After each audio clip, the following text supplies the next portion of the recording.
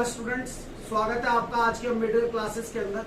Ambedkar classes के अंदर आज आप लोगों के लिए एक्सक्लूसिवली मैं चैप्टर 14 स्टैटिक्स करा रहा हूँ, क्योंकि स्कूल के अंदर ये पता चला है कि भाई 14, 4th और 5th चैप्टर भी इस बार बच्चों के लिए एग्जाम में आने वाले हैं। तो मैंने इसीलिए इस चैप्टर को भी आज ही आप लोगों के लिए कराने के लिए सोचा है। इसके अंदर हम लोगों को बच्चों स्टैटिक्स के अंदर 3 चीजें निकालनी सीखनी है। एक तो मीन, जिसके टोटल 3 मेथड्स हैं। कितने मेथड्स हैं? 3। दूसरा मीडियन और तीसरा ये 3 चीजें आपको निकालनी सीखनी है। ये चीजें आपने 9th में भी निकालनी सीखी है, 6th, 7th, 8th में भी कुछ आपको इसके बारे में थोड़ी बहुत नॉलेज आपको दे दी गई थी। इसके अंदर आपको कुछ डाटा दिया हुआ होता है और उस डाटा से आप कोशिश करके मीन वैल्यू तक पहुंचने की या मीडियन वैल्यू तक पहुंचने की या मोड वैल्यू तक पहुंचने की। ओके बच्चों, मीन को हिंदी में बोलते हैं माध्य। क्या बोलते हैं? और मीडियन को क्या बोलते हैं? माध्यिका। मोड को क्या बोलते हैं? बहुलक।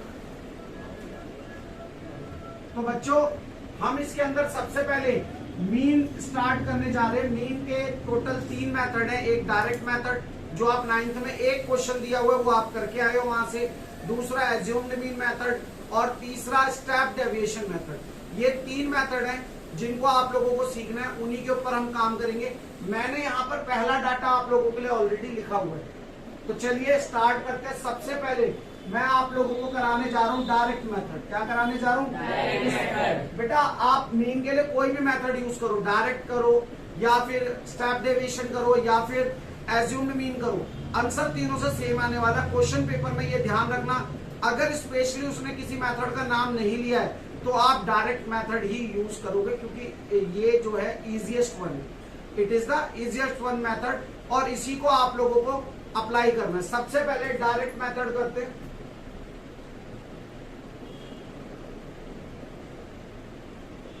जो डायरेक्ट मेथड है बेटा, उसका फॉर्मूला क्या है कि मीन जो है वो बराबर होती है sigma F I X I upon में सिग्मा एफ। ये जो सिग्मा है ये रिप्रेजेंट करता है सभी डाटा के नंबर्स का सम, यानी कि योग। अगर इसको सॉल्व करना है तो सबसे पहले मुझे एफ आई की वैल्यू चाहिए जो मुझे क्वेश्चन में दी हुई है। दूसरी वैल्यू मुझे चाहिए एफ आई एक्स आई की। किसकी चाहिए? एफ आई एक्स आई की। लेकिन एफ आई एक्स आई के लिए सबसे पहले आपको ये देखो, एफ आई तो आपको ये दिया हुआ है, लेकिन अगर आपको एक्स आई निकालना है तो बच्चे इसका एक मेथड होता है। क्या? एक्स आई निकालने के लिए lower limit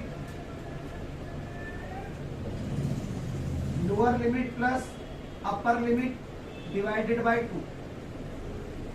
lower limit plus upper limit divided by 2। यहाँ पे लोअर कितना है? 0।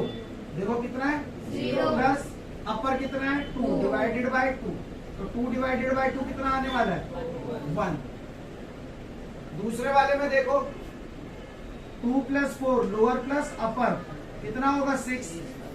2 3 is 6, दैट मीन्स 3 आने वाला है। एक इंटरप्रिटेशन और इससे निकल के आता है कि हमें इन नंबरों के बीच वाला नंबर लेना है।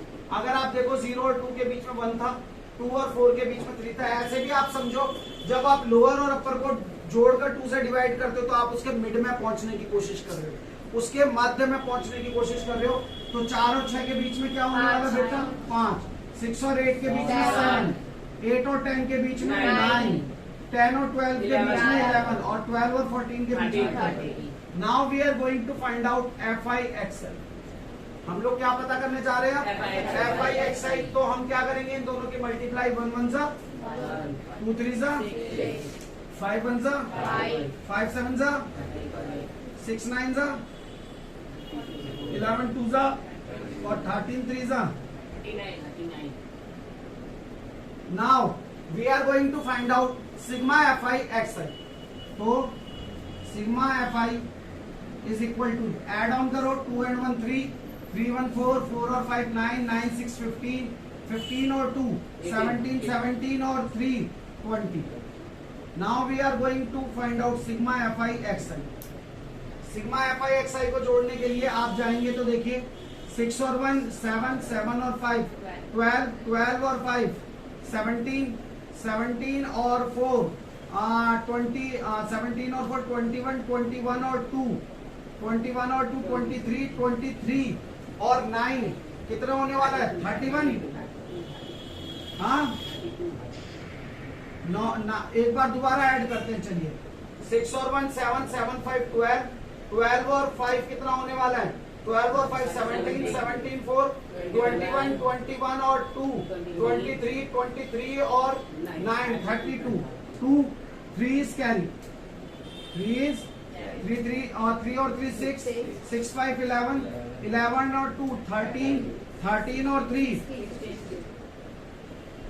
ओके बच्चों, मुझे सिग्मा एफ आई भी मिल गया, वो भी मिल गया। अब मैं क्या करूंगा, इन वैल्यूज को फॉर्मूले में पुट कर दूंगा। 162 डिवाइडेड बाय 220। भाई जो एफ आई की वैल्यू थी वो नीचे और जो सिग्मा एफ आई एक्स आई की वैल्यू थी वो ऊपर। अब अगर मैं इसको और सॉल्व करने जाऊं तो क्या होने वाला है, मैंने 2 को 20 को लिख लिया 2 into 10, कोई दिक्कत है नहीं है। अगर मैं इसको 2 से काटूं तो क्या आएगा 2 8 जा 16, 2 1 जा 81 अपॉन में 10, दैट मीन्स आंसर होने वाला है 8.1, यानी कि जो मीन था वो कितना होगा 8.1। अब इस आंसर को आप अपने पास याद रखिएगा। मैं इसी क्वेश्चन को बाकी के 2 मेथड से भी करवाऊंगा और आप पाएंगे कि तीनों कोई भी मेथड आप अप्लाई करो आंसर सेम आने वाला है। ओके, मगर first of all note it down. Hope ये मेथड आपको समझ में आया होगा। इजीएस्ट वन है, 9वीं में आपने करा है। अगला मेथड करवाते हैं, पहले नोट इट डाउन प्लीज। तो आइए स्टूडेंट, हमने एज्यूम्ड मीन मेथड अपना कंप्लीट कर लिया। अब मीन का लास्ट और थर्ड मेथड मैं आपको सिखाने जा रहा हूँ, जिसको हम बोलते हैं स्टेप डेविएशन मेथड, पग विचलन विधि हिंदी में बोलते हैं। ठीक है, इसका फॉर्मूला मैंने ऑलरेडी आपके लिए लिख दिया, x is equal to A plus में h sigma F I U I, यानी कि यहाँ पे एक नई टर्म आ गई है यूआई। यूआई फाइंड आउट करने का मेथड क्या है बेटा, यूआई फाइंड आउट करने का मेथड है कि ये जो आपने डी की वैल्यू निकाली थी इसको h से डिवाइड कर दो, h से डिवाइड, यानी कि h का मतलब क्या है, इनके बीच में डिफरेंस कितना है, गैप कितना है 2 का। देखो 0 से 2 2 का गैप है, 2 से 4 2 का गैप है या नहीं है। तो हर नंबर के बीच में कितने कितने का गैप, यही हमारी हाइट होती है जिसको हम बोलते हैं गैप। ये जो हमारे क्लास इंटरवल दिए हुए हैं इनके बीच में जो गैप है नंबरों में, वही हमारा क्या कहलाता है, हाइट कहलाता है, h कहलाता है। अब s से इसको डिवाइड करोगे तो देखो -3 -2 -2/2 -1 0/2 0 2/2 4/2 और 6/2। अगेन फिर से हमें क्या करना है, मैं ये फॉर्मूला बिठा के इधर लिख देता हूं।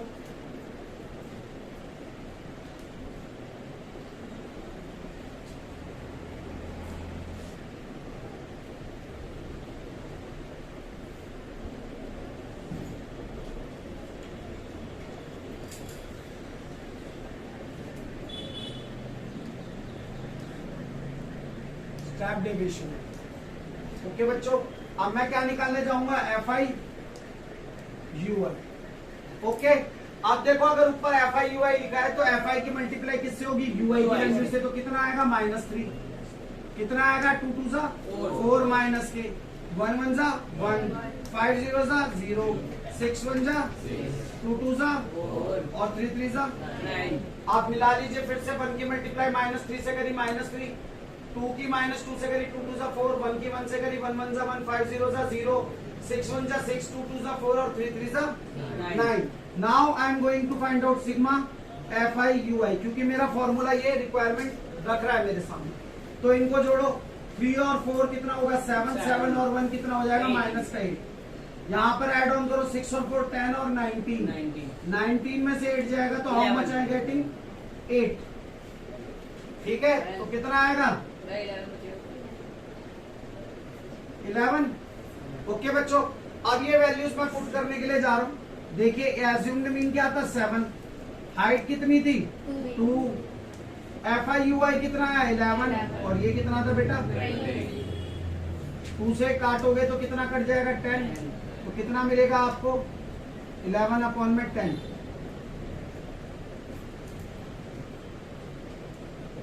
पॉइंट एड ऑन करोगे तो 8 पॉइंट, यानी कि मीन यहां से भी, यानी कि मैंने तीनों मेथडों से निकाल के आपको बताया और तीनों ही मेथडों से आंसर क्या है, सेम आया है। तो किसी भी मेथड का आप यूज करो, लेकिन ये पेपर में याद रखना है आपको, अगर वो स्पेशली आपसे कोई मेथड नहीं बोलता है तो आपको डायरेक्ट मेथड ही यूज करना है। मीन के तीनों मेथड मैंने करा दिए। मीन का एक क्वेश्चन और कराऊंगा जो पेपर में बहुत पूछता है, उसमें से कोई एक डाटा वो क्या करता है, मिस कर देता है और वो डाटा आपसे फाइंड आउट करवाता है मीन देकर। वो क्वेश्चन कैसे करना है वो भी करवाता हूँ, क्योंकि पेपर में उसी टाइप के क्वेश्चन आते हैं। तो first of all note it down, फिर उस क्वेश्चन की तरफ मूव ऑन करेंगे। स्टूडेंट्स, मीन निकालने के तीनों मेथड मैं आप लोगों को करा चुका हूँ, बट पेपर के अंदर कई बार वो एक डाटा को स्किप कर भी आपसे क्वेश्चन पूछता है। आपको उसने यहाँ पर आपको बोला है कि एफ की वैल्यू फाइंड आउट करो। कब?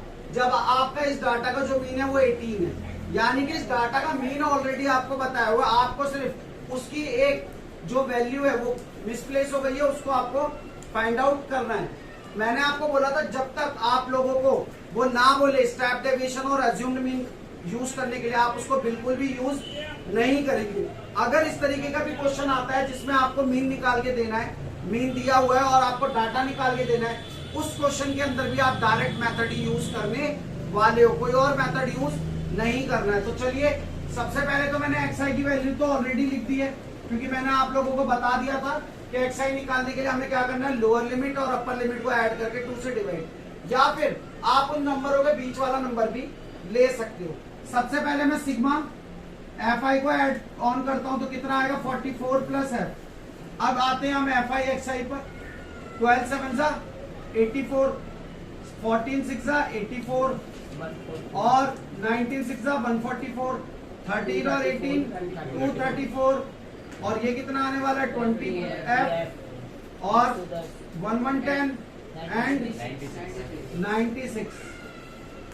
जब हम सिग्मा fi xi करने के लिए जाएंगे तो कितना आएगा बेटा, 792 प्लस 20f।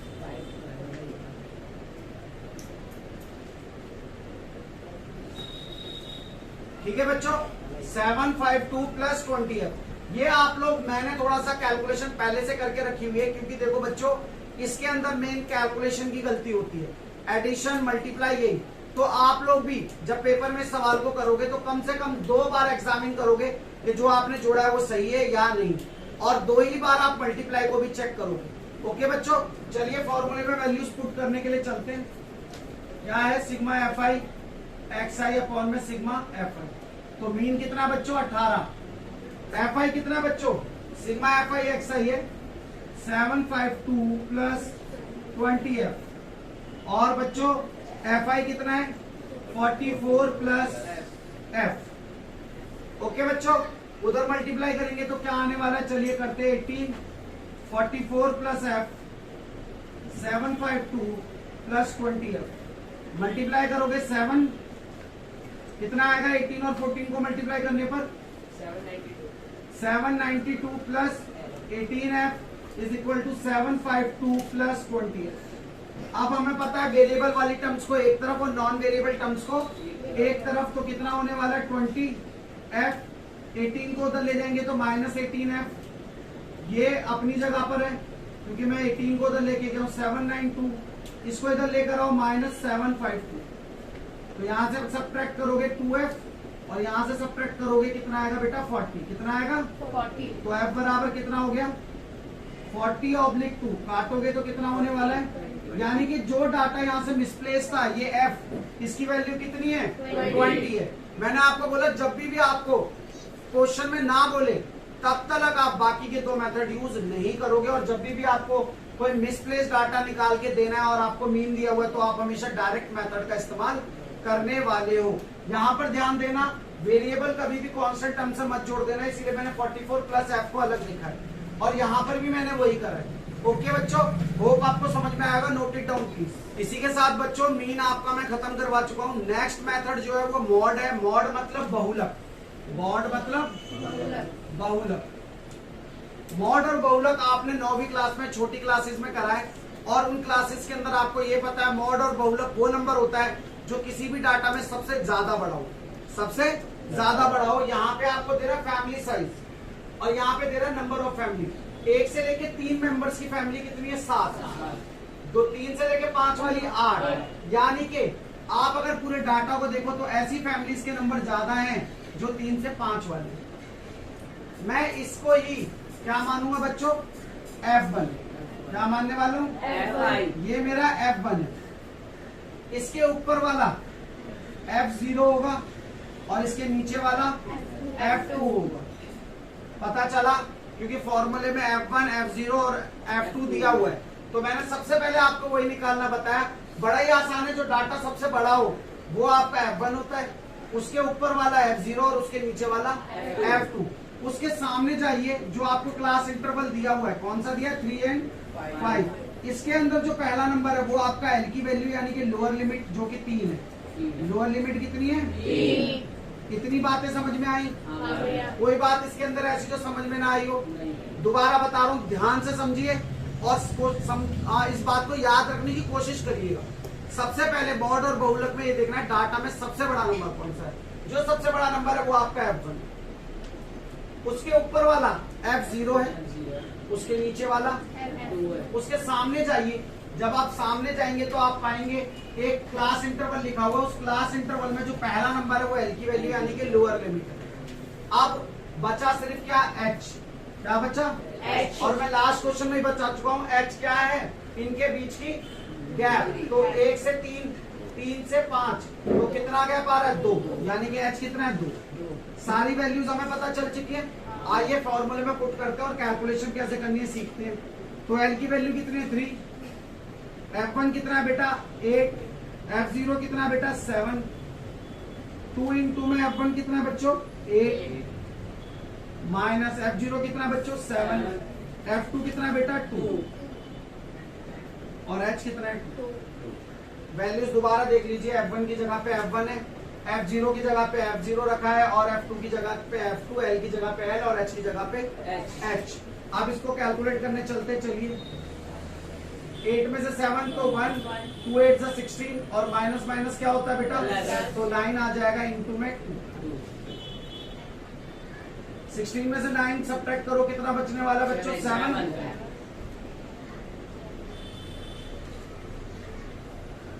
ठीक है।